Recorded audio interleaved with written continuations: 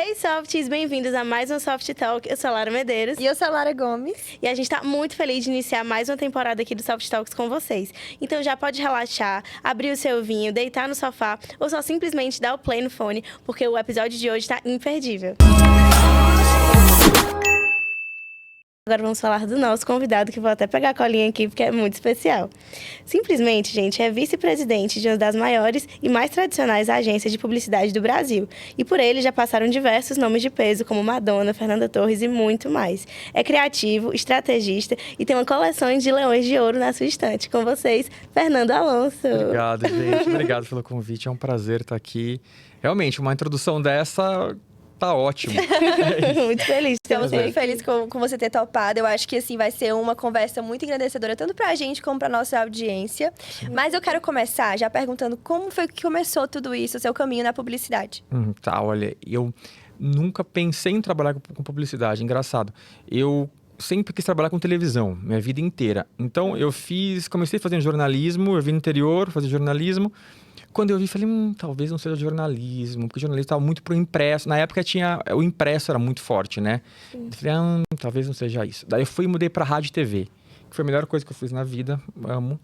E foi assim que eu entrei em televisão. Então eu fiquei muito tempo com o Gugu, 4 anos com o Gugu, fiz Xuxa, fiz Grupo Silvio Santos, fiz Rede TV, Band, então eu passei pelas emissoras e a minha transição para publicidade aconteceu em 2019, que foi um período onde os grandes programas de televisão tradicionais passaram a existir poucos fixos e foi uma época onde começou a entrar muito fortemente os formatos. Então, vou dar um exemplo, tipo um The Voice, sabe? Que você trabalha 3 meses, depois você acaba a temporada, espera a outra, enquanto isso você tem que achar um outro formato para trabalhar. E aquilo começou a me incomodar justamente da instabilidade desses formatos, assim. Então, eu falei, acho que talvez televisão agora eu tenho que achar alguma outra coisa. E eu acredito muito em energia, as coisas fluíram. E a Ju Leite, que trabalha com a gente até hoje na África, foi para África, trabalhou comigo no Gugu. Os 3 últimos meses do Gugu ela entrou e a gente ficou muito amigo. E ela foi para a África para trabalhar em projetos especiais, que é o departamento que faz os filmes para concorrer a Cannes. São ideias fora da curva, da casinha. Incríveis, são maravilhosos.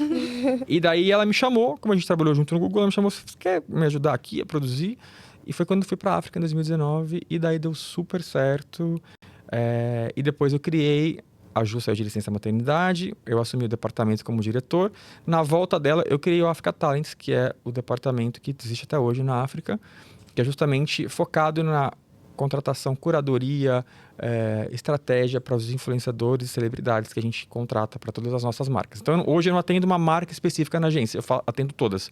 Então, existem 3 departamentos na África que atendem todos os clientes.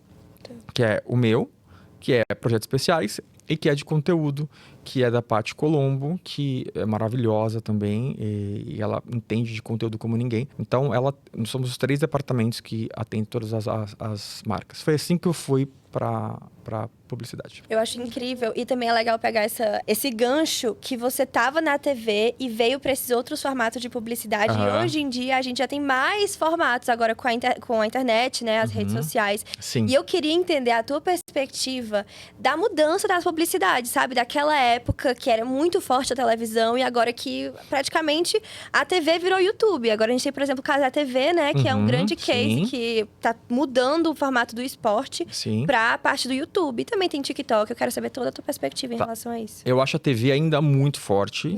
Eu acho que até saiu uma pesquisa que 70% ainda das pessoas do Brasil ainda veem a televisão como o primeiro meio de comunicação. Então, a TV ainda é muito forte. Eu acho que existe uma impressão muito de São Paulo, muito de capitais, aonde dá um peso gigante para as redes sociais, que eu acho que tem um peso gigante, mas também a gente não pode esquecer também da TV aberta, que eu acho que é importantíssimo, porque ela é mais acessível, digamos assim, né? É verdade. Você precisa só de uma televisão, você não precisa de internet, não precisa de muitas coisas. Mas o meio digital veio de uma forma que balançou o que a gente achava que entendia de comunicação, que isso foi ótimo. Hoje a gente aprende diariamente, porque vocês que são jovens vocês, na verdade, nos ensinam muito sobre essa rapidez que a gente não estava acostumado antes, né? Antes, para a gente lançar um produto, a gente lançava e a gente esperava a repercussão, sei lá, às vezes no jornal, no dia seguinte. Hoje não, hoje você lança alguma coisa, é na hora que você vê se está indo bem, se não está indo bem. Então, as coisas mudaram e tendem a mudar mais. E eu acho que sempre começa, algumas tendências começam nos Estados Unidos, depois vem para cá, outras na Europa, mas eu acho que a tendência da TV virar o YouTube, do YouTube ser o grande canal dos próximos anos, eu acho que isso, com certeza, a gente tem que se preparar para isso. É claro que o poder de compra nos Estados Unidos é muito maior, então todo mundo tem mais Smart TV do que a gente, tem internet, né, mais acesso do que nós, mas isso está chegando aqui e eu acho que os influenciadores têm que se preparar para o YouTube ser o grande alto-falante e se desdobrar nas outras redes, né? Eu acho que é isso que vai acontecer.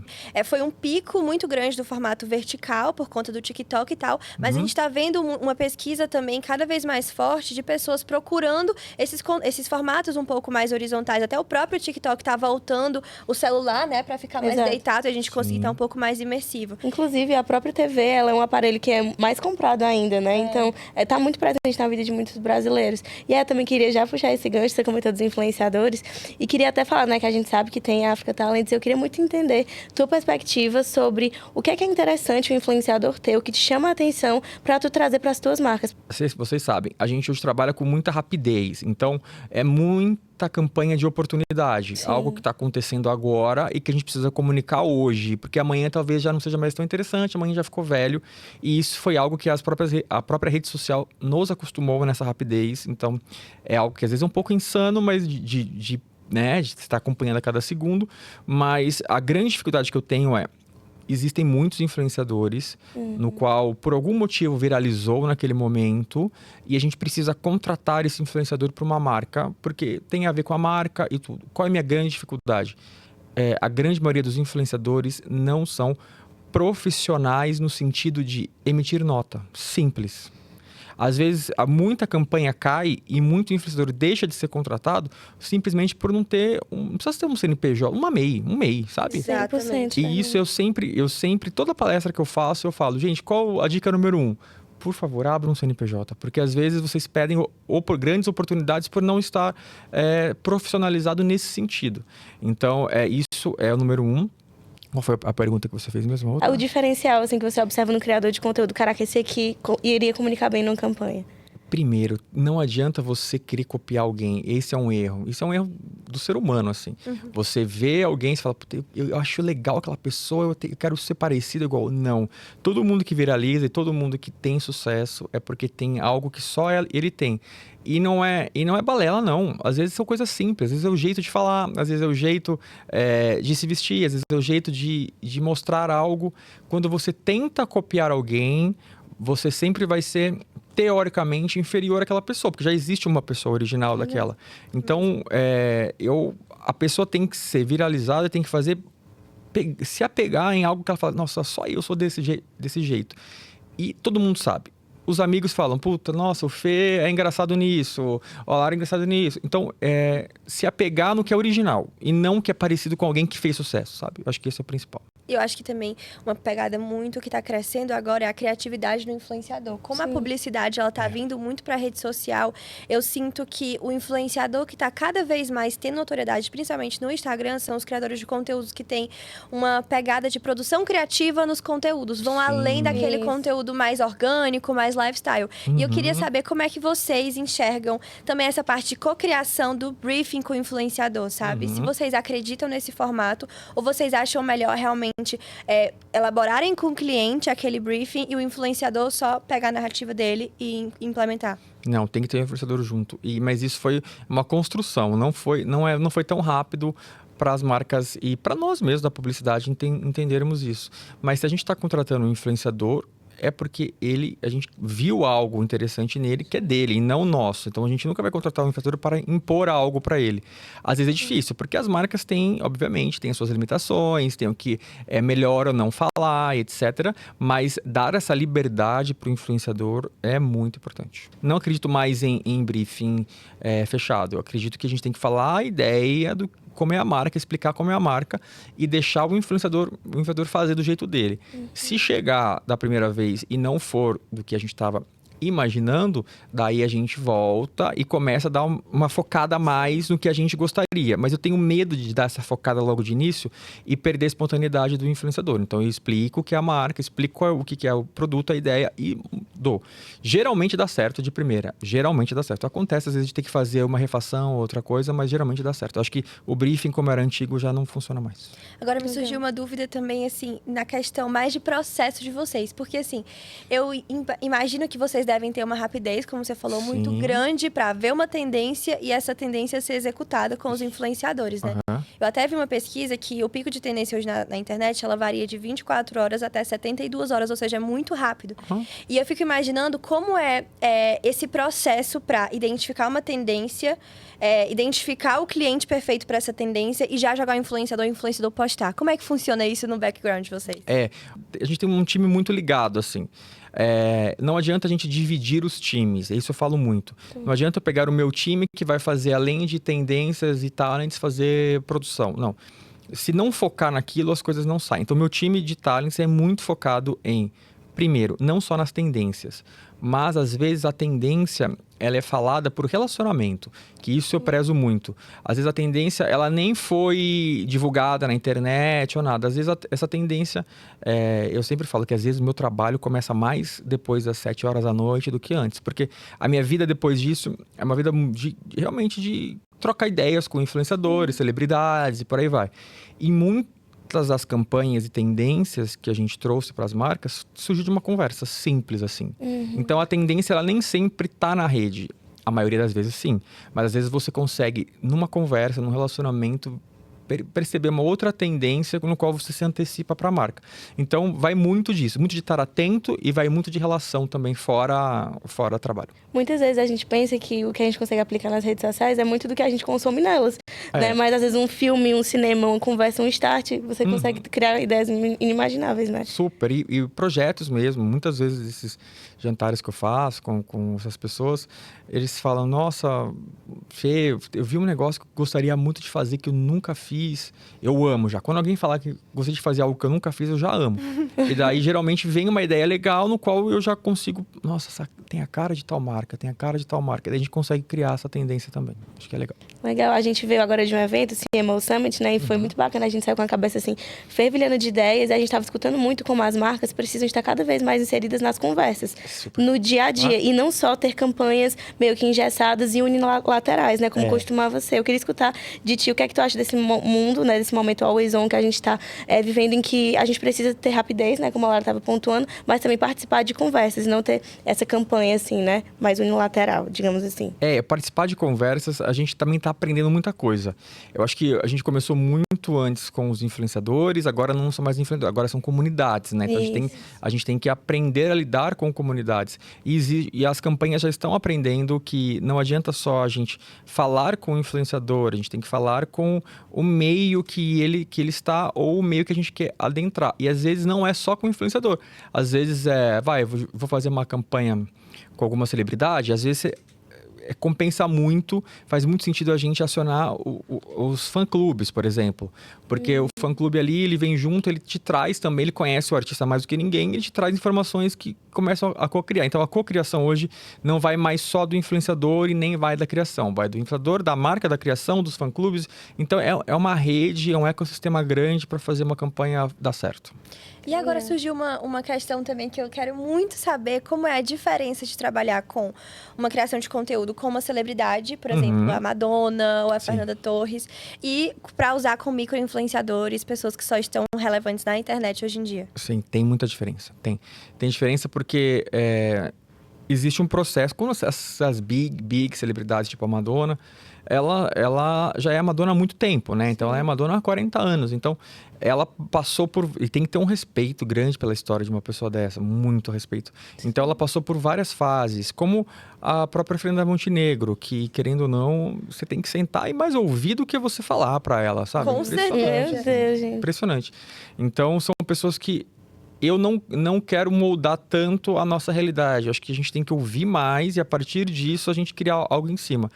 Com influenciadores, Eu também gosto de ouvir muito, porque os influenciadores mais jovens, tipo vocês, assim, vocês têm muito a ensinar a gente sobre as tendências atuais. Eu acho que uma Madonna, uma Fernanda, elas têm muito mais para ensinar sobre a história, que é muito relevante, e vocês muito mais sobre a tendência agora. Então, acho que é uma junção de coisas que a gente tem que ouvir e também tem que ser humilde o suficiente de escutar, não importa a idade, sabe? Não importa se é muito jovem ou se é muito mais velho. Eu acho que essa humildade de ouvir e fazer essa criação é importante. Mas existe diferença. Existe diferença, com certeza. Porque elas já são símbolos, né? Aquela coisa, a pessoa calada já significa tudo. Exatamente, né? E chegar onde elas chegaram, o que elas passaram, a gente tem que ter um grande respeito. E eu acho que, tipo assim, eu imagino você vendo a Madonna assim na sua frente, tipo, deve ser um momento muito marcante, né? Um core moment, assim. Foi muito. Com certeza, passou um filme na minha cabeça, porque eu virei fã da Madonna muito jovem, assim. Eu tinha 8 anos de idade e eu tava indo pra escola, eu nunca esqueço, tava indo pra escola e tava tocando uma música dela no rádio. E eu falei pro meu pai, quem é essa cantora? E daí meu pai falou, essa é a maior cantora do mundo, chama Madonna. Daí eu falei, caramba, a maior cantora do mundo. E ali eu já virei fã da Madonna. Quando eu fui, né, começaram as negociações, etc.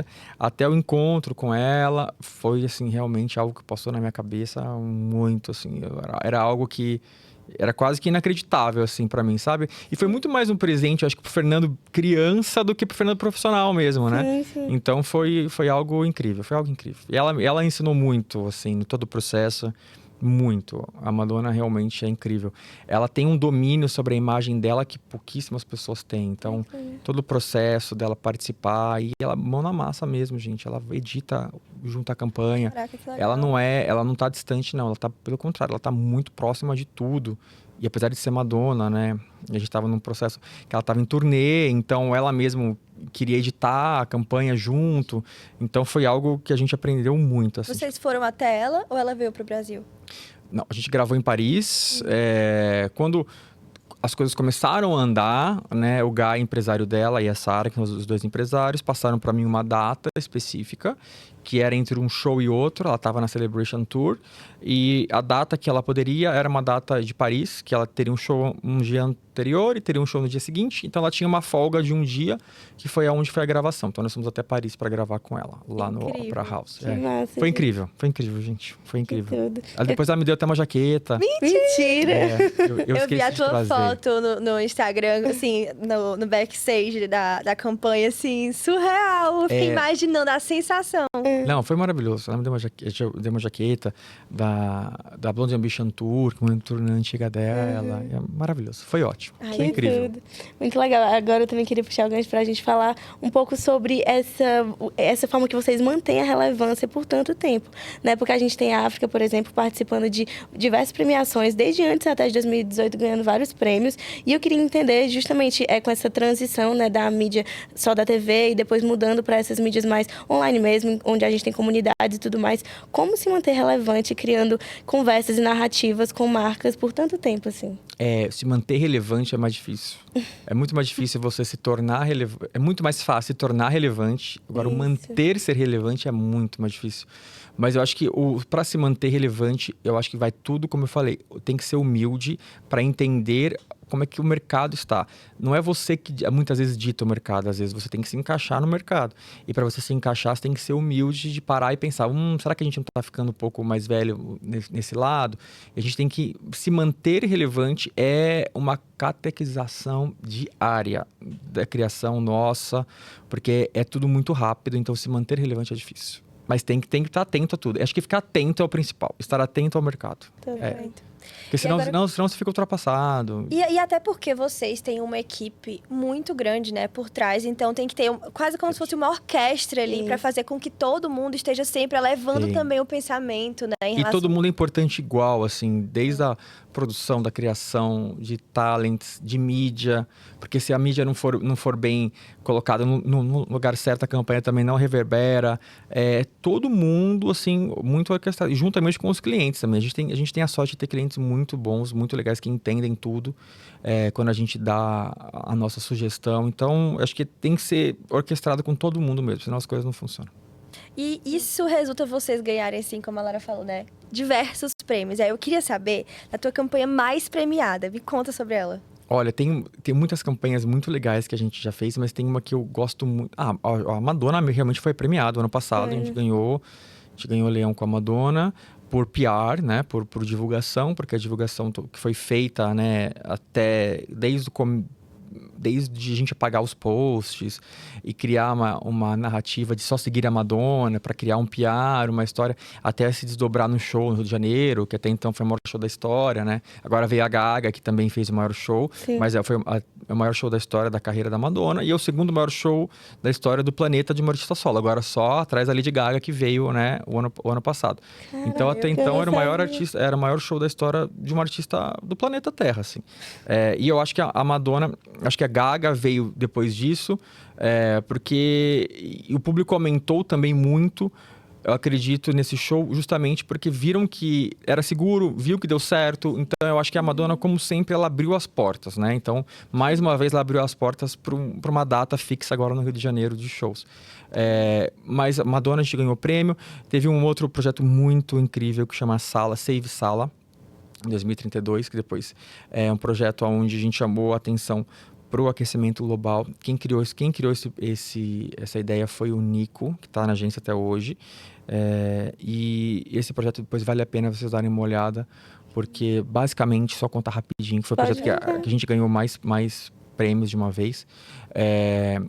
O Nico descobriu que em 2032, se o aquecimento global não mudasse, se não desse uma reduzida no aquecimento global, em 2032 a temperatura média de uma cidade na Finlândia, que chama Sala, que é uma temperatura média, se não me engano, de 2 graus anuais, uma média de 2 graus do ano todo, em 2032 ela estaria com 11 graus, que é um São Paulo no frio. E isso causaria muitos problemas, como desde chegada de mosquitos que não tinham doenças, de gelo e muita coisa. E daí a gente descobriu, e daí a gente fez uma parceria com o prefeito da cidade de Sala da Finlândia, no qual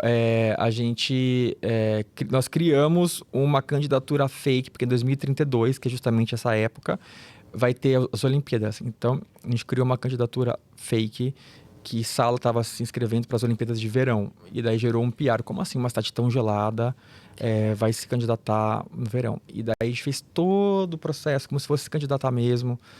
Desde o livro das Olimpíadas, levamos até a Suíça, lá onde fica o Comitê Olímpico, a candidatura. Fizemos tudo como se fosse uma candidatura de verdade. E daí chamamos a imprensa e no dia de... A imprensa toda curiosa, o porquê que a gente estava se candidatando, né? Não sabia até que era a gente por trás. O prefeito foi lá e revelou o verdadeiro motivo, que era para chamar a atenção do mundo. Isso foi muito legal. Foi uma campanha que até a Greta, que é a ativista, publicou, a Anitta publicou, muita gente fez essa publicação na época. Então essa é uma campanha incrível. Cara, Mas foi uma tô campanha impactada, que incrível. bacana. Depois eu mando para vocês. Eu quero ver demais, até porque, assim, é muito interessante ver que você usar a publicidade não é só para promover a venda de um produto ou uma campanha, mas é também sobre mudar a perspectiva das pessoas em relação a tais assuntos, né? É muito mais profundo, E é uma responsabilidade imensa também, né? Quem faz comunicação, vocês fazem comunicação.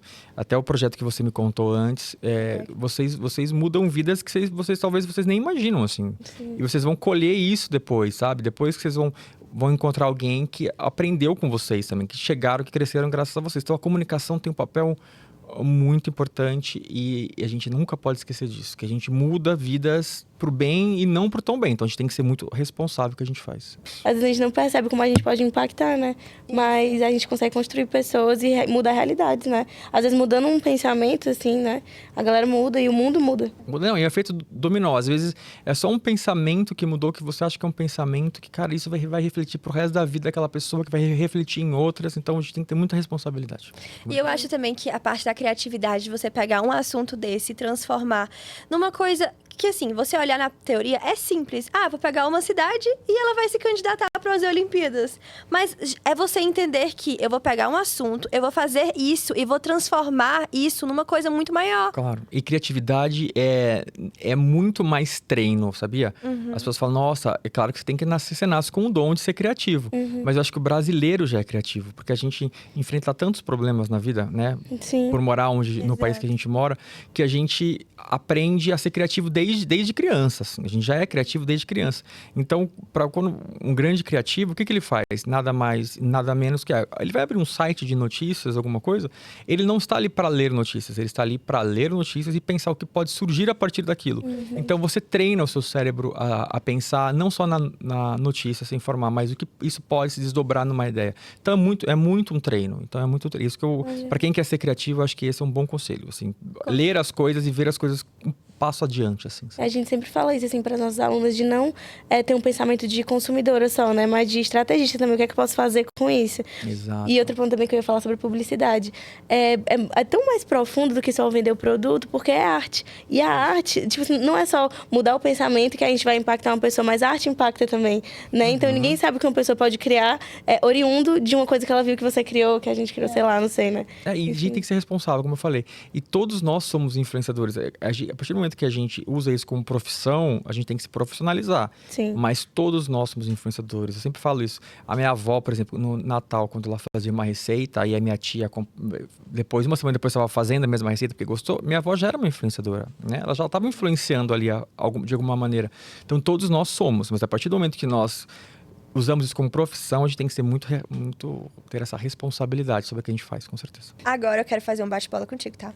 Então, assim, primeira coisa que vem na tua cabeça, e a gente vai fazer assim, quase como se fosse um de frente com a Gabi. Tá bom. Eu que vim de TV, eu amo. Eu amo. Perfeito. Sim. Tá. Primeiro, uma plataforma. Uma plataforma, eu amo. Tem umas plataformas bem mais atuais, mas eu amo Instagram. Tá. Perfeito. Eu amo Instagram. Eu também. Uma realização. Tantas, mas Madonna, com certeza. Madonna foi difícil. Uma fonte de inspiração. Fonte de inspiração, alguém que eu me inspiro muito. Sabe uma pessoa que eu me inspiro muito, que eu fiz rádio e televisão por causa dele? Silvio Santos. Eu acho que o cara que... Por que eu me inspiro tanto no Silvio? Porque o Silvio... Pode ter todos os problemas que ele teve depois, mas o Silvio, para mim, comunicação é você falar com todo mundo sem precisar se explicar. Todo mundo entende. Isso é o básico da comunicação. Às vezes as pessoas acham que... eu vou mostrar que eu sei falando com palavras difíceis. Não, se você realmente sabe, você vai fazer todo mundo entender. E o Silvio tinha esse dom de falar com a classe mais baixa, a classe mais alta, e todo mundo entendeu o que ele estava falando. Isso, para mim, é o resumo de um comunicador. É isso. Perfeito. Até porque, assim, agora só um off-topic. Eu acho que quando a gente tenta embelezar demais uma coisa simples, trazendo palavras muito difíceis, coisas muito científicas, às vezes, isso mostra que muitas vezes a gente não sabe o que a gente tá falando.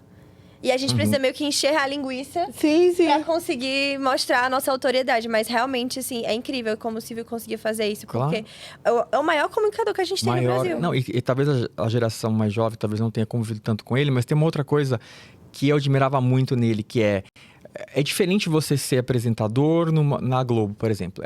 Você tem muito mais estruturas, todo mundo quer isso, convidados, né? São famosos, estão sempre na novela.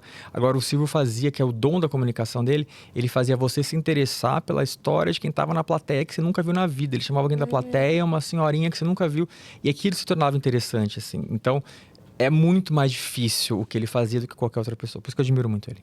Uma coisa que você nunca faria, nem se você se odiasse muito em campanhas. Que eu nunca faria? Aham. Cara, eu nunca faria algo que eu tivesse certeza que ia prejudicar alguém. Nunca. Isso, eu acho que é algo que tem que entrar também vai entrar em breve, conduta de ética, acho que de publicidade também, que independente da marca ou da empresa, se é algo que faz muito mais mal do que bem, eu acho que tem que pensar. E a última, para encerrar, quem que você gostaria de ver tendo aqui um Soft Talk também com a gente? Olha, tem muita gente que eu gostaria de ver, mas você sabe que tem uma pessoa que, além de ser minha amiga, ela é muito engraçada, e eu acho que ela consegue falar sobre esse tema muito legal, que é a Narcisa Tamborindeg. Eu acho Meu que ela. Deus, Eu acho que, cara. Ai, eu meu acho que a Deus, Narcisa- eu ia Narcisa, amar. vem. eu acho que a Narcisa vocês iam amar. Ia ser um podcast de 2 horas. Ia ser podcast de 2 horas. Com te garanto, até mais. Ai, pois muito obrigada, Fernando, por Gente, ter mas topado passou o muito, convite. muito rápido. Muito rápido, juro. A Foi gente muito fica aqui. rápido. Eu deixei de falar alguma coisa? Precisava falar, eu falo. Não? Foi tudo, Foi passamos ótimo, foi um por- prazer estar aqui. Muito obrigada. E a gente vê Obrigada. você no próximo episódio. Tchau.